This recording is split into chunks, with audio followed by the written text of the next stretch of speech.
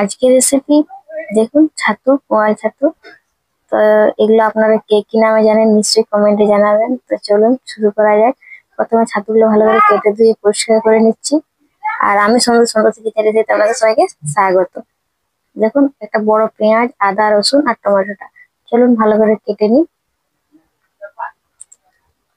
ভালো করে কেটে নিয়েছি, তার সাথে নিয়ে নিচ্ছি, এরপর নিয়ে নেব দেখুন মশলাটা। মশলার মধ্যে দিচ্ছি গোলমরিচ, জিরে, ধনে, কাঁচা লঙ্কা।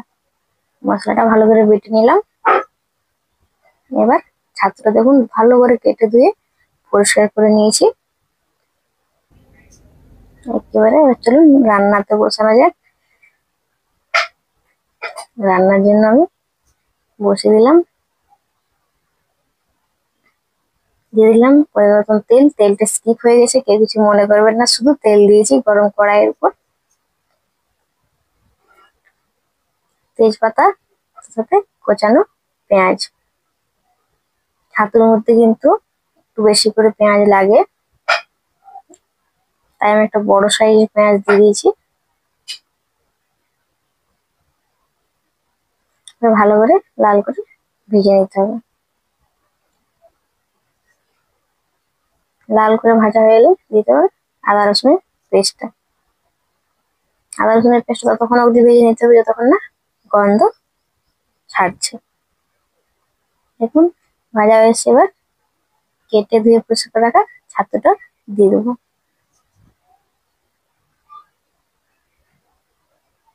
তার সাথে দিয়ে দেবো সামান্য পরিমাণে নুন। নুন দিয়ে ভালো করে কষে নিতে হবে 2-4 মিনিট। দেখুন জল ছাড়তে শুরু হয়ে গেছে। এর মধ্যে দিয়ে দেবো একটু চাপা। চাপা দিয়ে 2 থেকে 3 মিনিট রেখে দেবো। দেখুন আমি একটু জল ব্যবহার করিনি, আর ছাতুর জলে ছাতু হয়ে যাচ্ছে ভাজা।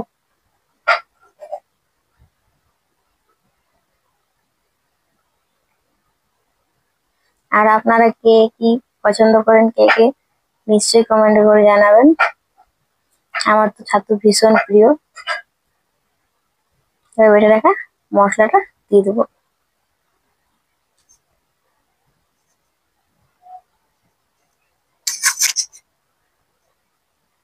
দিয়ে দেবো পরিমাণ মতন হলুদ।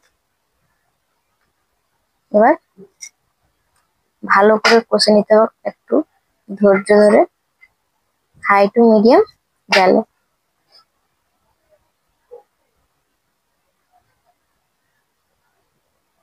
আমি চাপা দিয়ে একটুক্ষণ রেখে দিই, আবার 2 মিনিট মতো।